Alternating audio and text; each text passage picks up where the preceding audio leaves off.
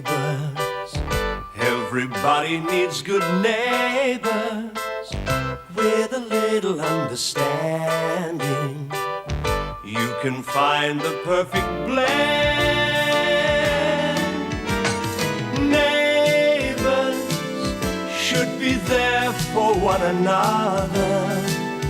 That's when good neighbours become good friends. Oh, don't worry, Mum. Charlene's tough. She'll be fine. What about a cuppa? What'd your last slave die of, I was offering you one. Now, come and sit down and relax. Go on. Thanks, Henry. Make a tea and don't forget to heat Heat the pot first, I know. I wonder if I've done the right thing. She's so young. Well, she's got Uncle Max and Auntie Maria. They'll make sure she's okay. She is going to miss Scott, you know. For a while there, I thought he might talk her out of going. Yeah, she was pretty cut up about leaving him. She knows she can't get an apprenticeship round here. She's been trying since her exams finished. She's wanted to be a mechanic since she started tearing my racing cars apart when she was 5. Nah, Scott won't stand in her way. He knows she's independent, just like a mum. Seeing I'm making the tea, how about you do me a favour?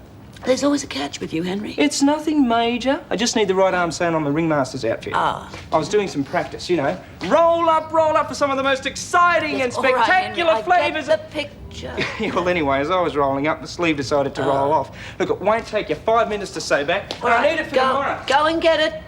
Oh, you could probably do with a press, too. I don't suppose there's any chance of you joining your sister. What? And leave you? Never. Pity.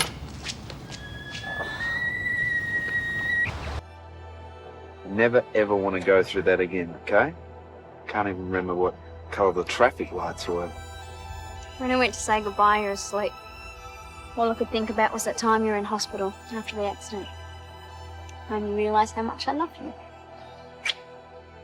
You know what? I was ready to chuck in school and follow you. I know you, any excuse. I'm sorry, but you're going to have to stick with school because I'm here to stay. Well, I reckon I can handle it.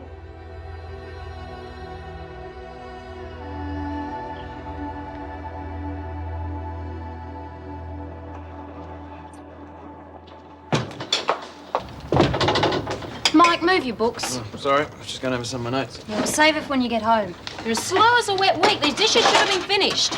I'd like to get home sometime tonight if it's all right with you.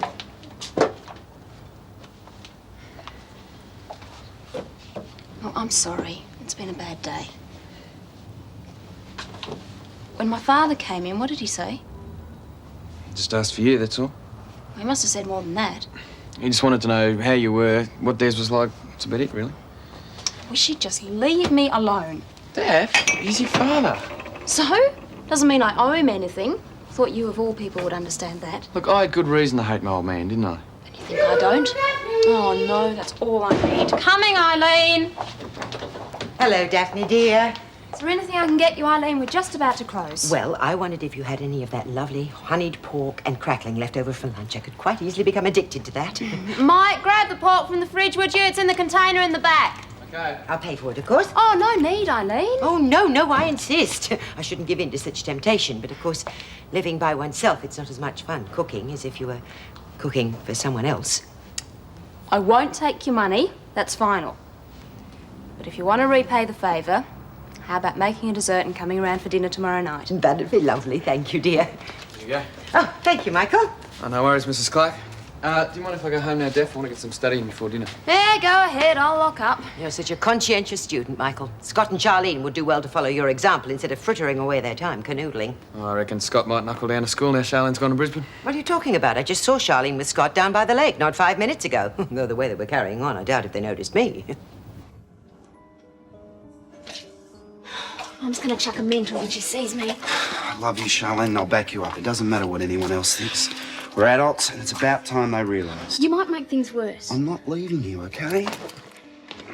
What the... Oh, Lily, you're supposed to be on a bus to Brisbane. I didn't go, did I? You must have a death wish or something. Mum's going to string you both up. Henry! You're in for it now, kiddo. Charlene! Mum, I know what you're going to say. Now, don't get mad. Scott and I can explain everything. Mum, you've got to understand, I couldn't go. I couldn't leave Scott. I love him. You wouldn't know what love means. You've just left school and you think you know it all. Love usually means having a sense of responsibility towards the people around you. And the way you behave today just proves how irresponsible you are. I suppose you'd just drop everything and leave Harold if you had to. If I had an opportunity like you did, yes. Harold and I understand what being in love really is. We'd have worked something out. You are going to Brisbane on the next available bus, and that's final. She doesn't want to go, Mrs. Mitchell. Look, we're too old to be treated like kids. You can't make us do anything we don't want to. Now I know where she gets her silly ideas from. Mrs. Mitchell, I was only saying I know we what can't... you are only saying. Scott, this is between Charlene and me. I think you better go home. Only if Charlene wants me to. This is my house, Scott, and I'll thank you to do as you're told. You're not helping, mate. Look, leave it to Mum and Lenny. Come on. I'll be okay.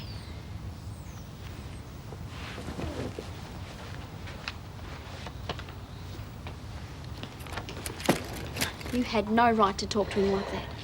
He was only trying to help me. I don't want to discuss family matters in front of outsiders, Charlene. Haven't you been listening? He's the reason I didn't go to Brisbane. I love him. Oh, if I hear that word again, you are going to Brisbane, and that's final.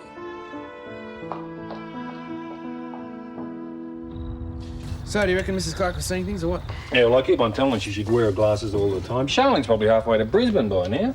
Maybe I should drop in on Henry. Mike, stay out of it. Charlene didn't go to Brisbane. There'll be trouble enough without you butting in. Well, that's the last play. Well, I think I might go and see Scott.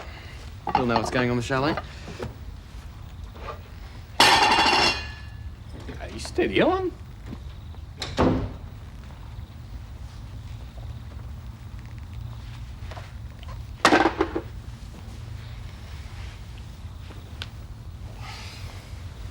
Do you want to talk about it? No, not really. You are trapped. There is no escape until you tell me your secret. Des. Come on, Daph. You've been walking around the house with your chin dragging on the floor. Now, what's up? It's my father. Ever since Mike mentioned he turned up at the shots, my stomach's been in knots. I can't handle seeing him. What if he turns up again? You still haven't told me why you ran away from home, you know. I've been trying to forget about it myself. Maybe you'd make me understand why you're so worked up about seeing your father again. My parents were responsible for the death of someone I cared about very deeply. And I'll never forgive them for it.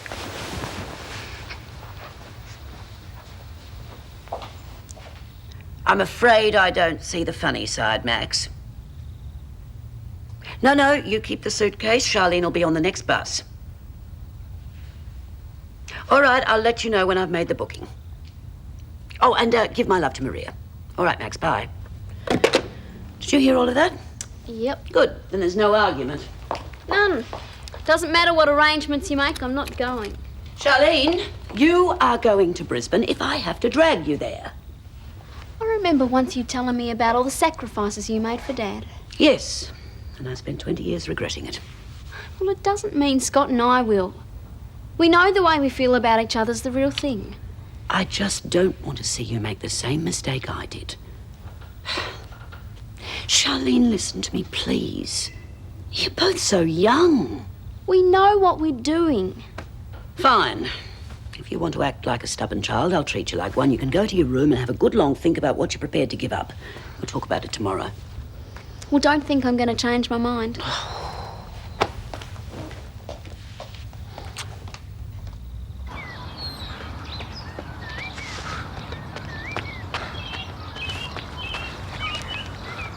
I'll see you back at home. Okay. Any news? No, only what I told you last night. You still think it's worth it? Charlene and I are together, aren't we? Yeah, but for how long? I mean, Mrs. Mitchell's still pretty convinced about sending her to Queensland. She can't fool Charlene. Well enough to make up her own minds. Well, explain that to Mrs. Mitchell. Well, she's just got to understand.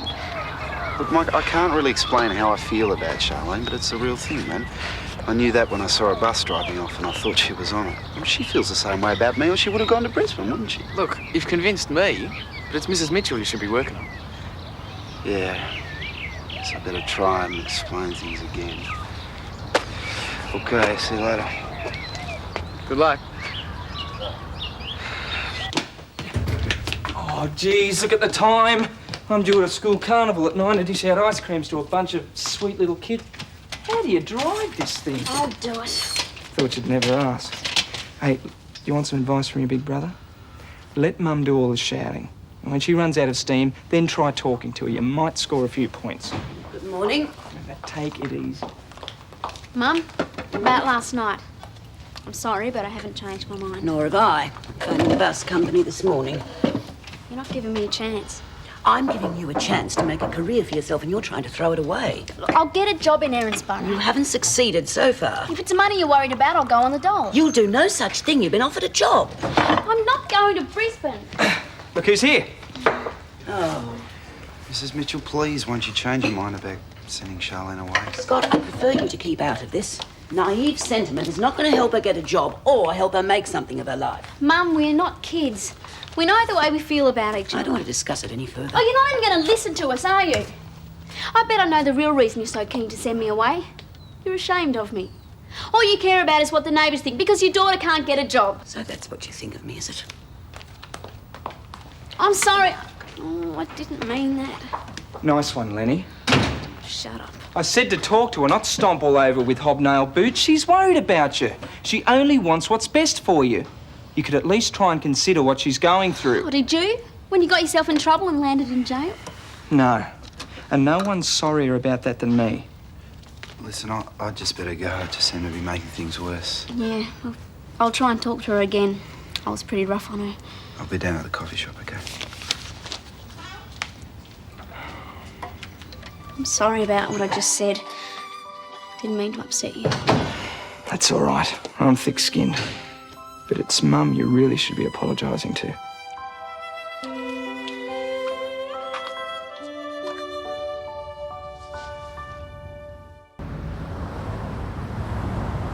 It's my recommendation that the client's loan be approved to be repaid over a period of 4 years. Savings records and balance sheets are attached. Yep. Don't worry, Larry. I haven't forgotten about my meeting. There's Mr. Lawrence here to see you. He says he's your father-in-law. Will I tell him to come back later? No. Show him in. Well, what about your meeting? Well, you ring through and make some apologies. Just so I'll be late. You know, bank business. Yes, Mr. Clarke. Thanks, Larry. Thank you. Mr. Lawrence. Oh, Alan, please. So, you're my daughter's husband. I'm impressed. I'd always hoped she'd marry someone who could give her the security she always had as a child. Thank you. Daphne doesn't speak much about her family. No. Actually, that's why I wanted to meet you. You're a busy man. I'll come straight to the point. I called to see Daphne yesterday. Yeah, I know. It's probably just as well she wasn't there. I don't think I would have been welcomed with open arms. Anyway, I want to meet her, but I thought it might be a good idea if we got to know each other first, help soften the blow a bit for Daphne. I'll understand if you'd rather not. No, I'd like to. Fine. When do you think? Why don't we have a drink at lunchtime? This place called the Waterhole. It's in the Lassiter's complex, do you know it? I'm sure I shall find it. Oh, great. What's that, about 12? I'll be looking forward to it. Hey. And thanks for your time. See you later.